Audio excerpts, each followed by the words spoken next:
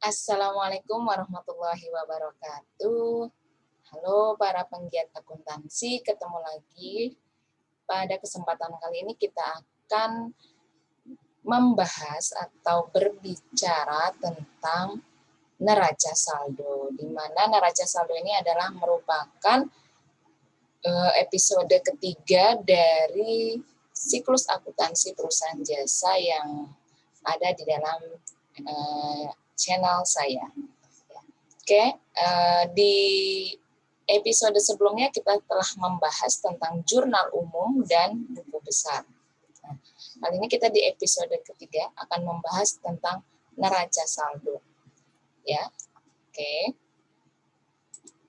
Nah, seperti yang sama-sama telah dibahas pada pertemuan sebelumnya bahwa siklus akuntansi perusahaan jasa seperti terlihat pada layar, di mana kita pada saat ini sudah mencapai tahap setelah tahap pencatatan, yaitu tahap pengikhtisaran. Dalam hal ini adalah neraca saldo. Ya. Jadi si neraca saldo ini dilakukan setelah kita melakukan tahap pencatatan, yaitu jurnal umum dan buku besar, untuk kita mempersiapkan menuju tahap pelaporan, yaitu laporan keuangan. Oke, nah neraca saldo itu apa sih? Biasanya neraca saldo sering disebut dalam bahasa Inggrisnya yaitu trial balance ya. Jadi neraca saldo juga disebut trial balance dalam bahasa Inggris. Ya, seperti yang bisa kita lihat di sini, trial balance. Trial itu percobaan atau coba-coba ya. Balance itu adalah neraca. Berarti neraca saldo itu neraca yang belum artinya belum final ya, masih percobaan. Oke, apa sih neraca saldo itu? Kalau kita dengar kata neraca, berarti di situ yang terbayang di kita adalah keseimbangan, adanya keseimbangan. Sedangkan saldo di sini artinya adalah sisa atau selisih atau akumulasi ya, saldo. Nah, neraca saldo kalau diartikan secara sederhana saja bisa kita sebut daftar yang berisi saldo akhir buku besar. Daftar yang berisi saldo akhir buku besar. Nah, tahap sebelum neraca saldo itu adalah buku besar. Berarti setelah buku besar, kita ambil saldo akhirnya dari buku besar untuk dibuatkan neraca saldo. Jadi apa isinya di neraca saldo itu? Yaitu saldo akhir akun-akun yang kita miliki buku besar.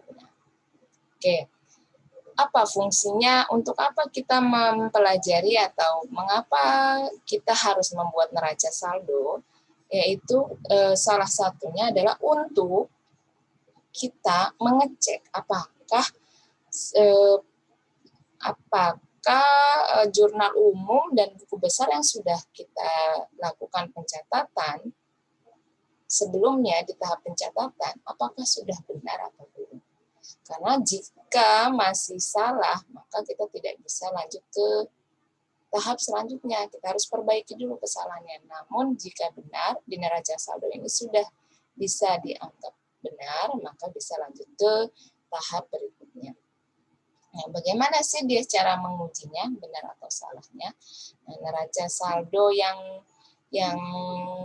kita lihat di sini ada formatnya, ada seperti biasa ada identitas. Identitas itu ada nama perusahaan, nama informasi, dan periode waktunya. Ada kode akun atau nomor akun, atau ini opsional. Lalu berikutnya ada nama akun.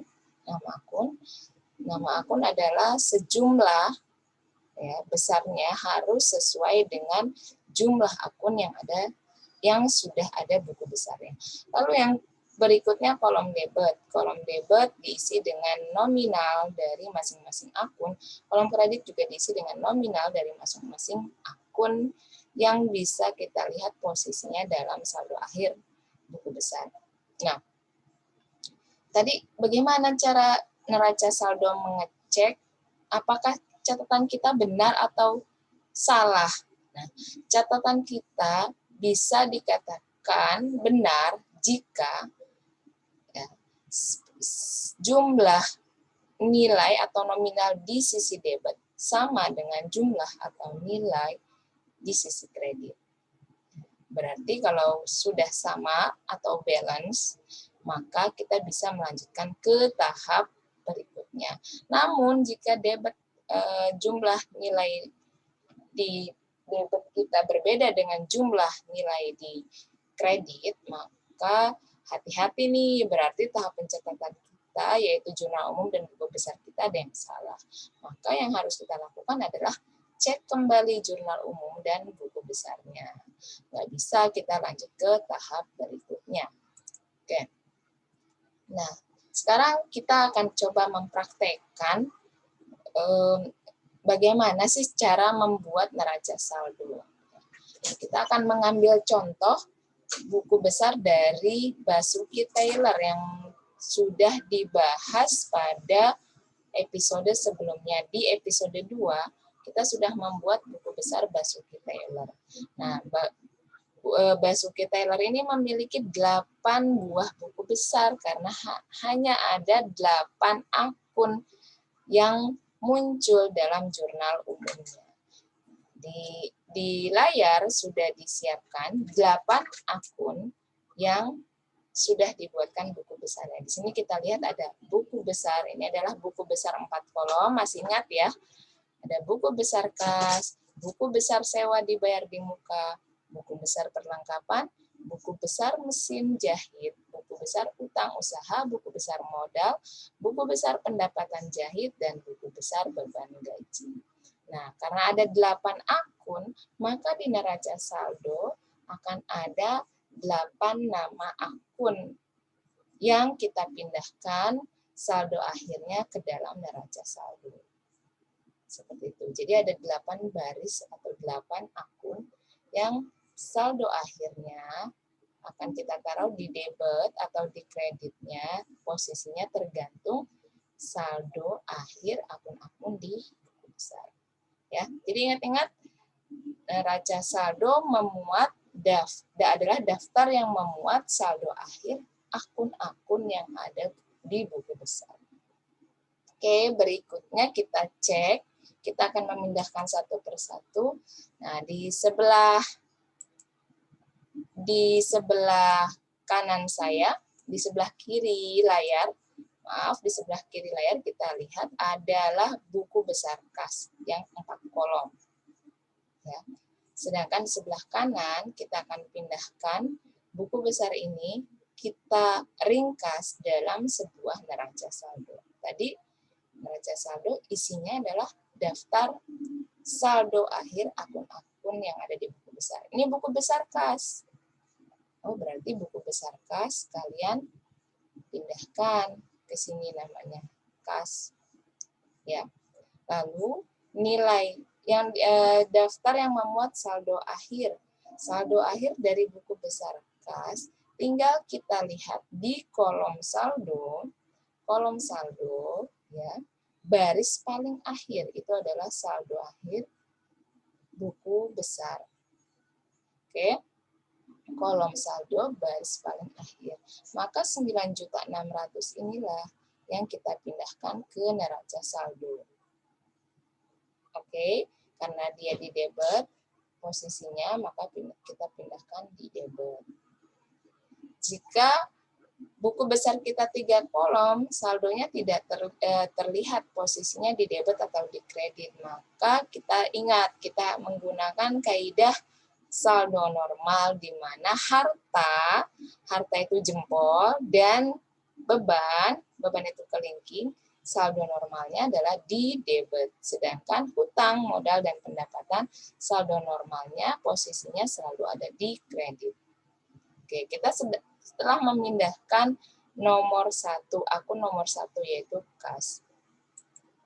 Lalu akun nomor 2, sewa dibayar di muka. Ini adalah akun buku besar dari Basuki Taylor. Sewa dibayar di muka itu nama akunnya kita pindahkan di baris kedua. Lalu saldo akhirnya kebetulan ini hanya satu baris, maka saldo akhirnya pastilah di kolom saldo baris yang paling terakhir, yaitu 200.000-nya kita pindahkan di sini.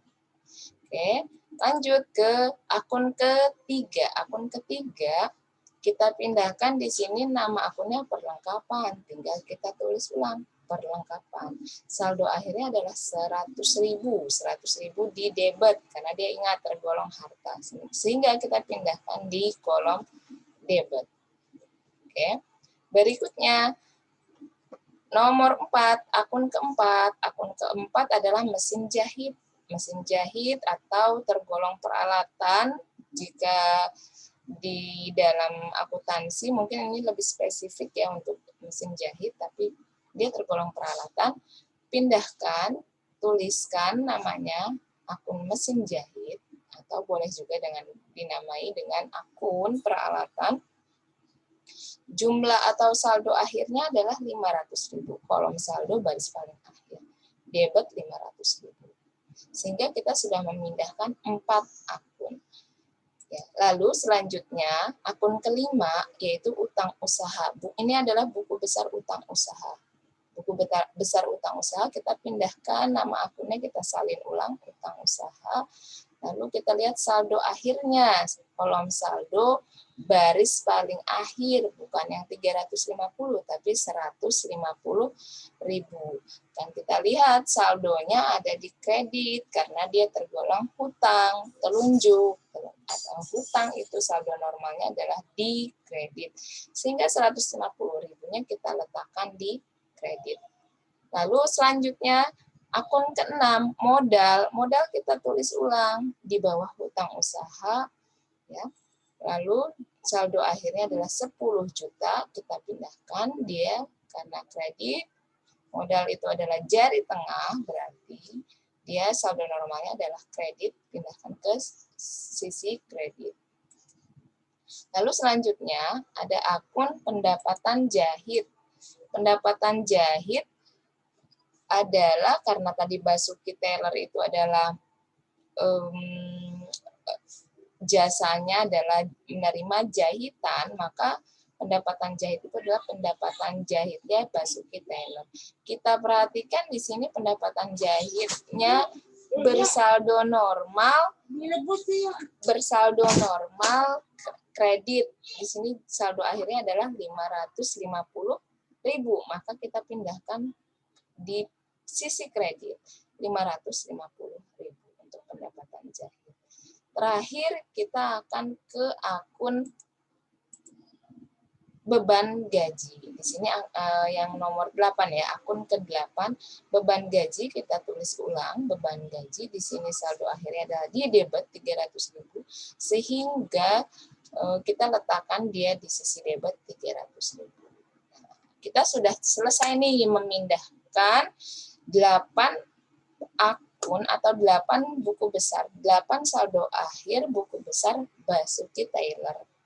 Nah, kita mau ngecek nih apakah pencatatan jurnal umum dan buku besar Basuki Taylor sudah benar.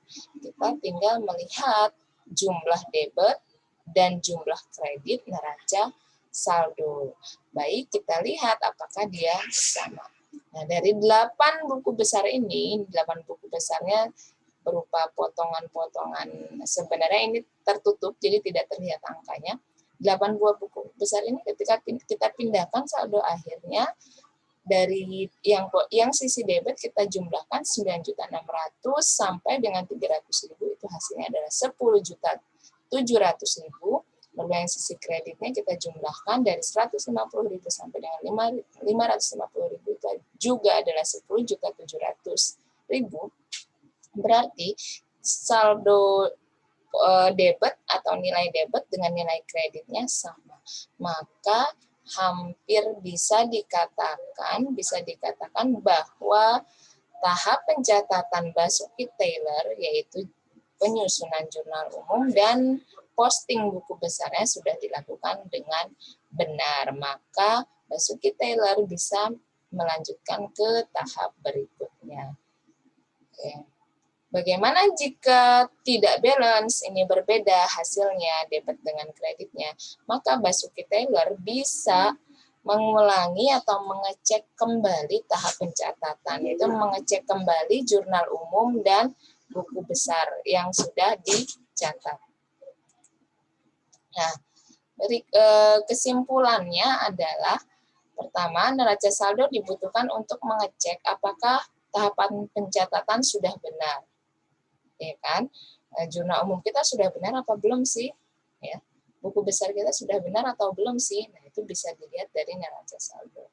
Lalu, posisi debit dan kredit masing-masing akun di neraca saldo itu sebenarnya kita hanya mengikuti dari saldo akhir buku besar. Namun, bisa juga kita tanpa melihat saldo akhir buku besar, kita ikuti kaidah jari tangan atau konsep saldo normal dari masing-masing akun, di mana yang sudah pernah kita pelajari bahwa saldo normal harta dan beban itu jempol dan kelingking adalah di debit, dan saldo normal hutang, pendapatan, dan modal itu adalah di kredit. Jadi saldo normalnya di kredit. Ya, mungkin itu adalah pembelajaran kita hari ini, yaitu tentang neraca saldo. Mudah-mudahan ada yang nyangkut ya. Tapi insya Allah untuk neraca saldo itu tidak terlalu sulit. Ya, yang penting kalian kuasai tujuannya, lalu saldo normalnya yang paling penting. Dan silakan like, subscribe, dan komen di kolom komentar di channel saya, Nuria Amalia. Terima kasih. Salam akuntansi. Assalamualaikum warahmatullahi wabarakatuh.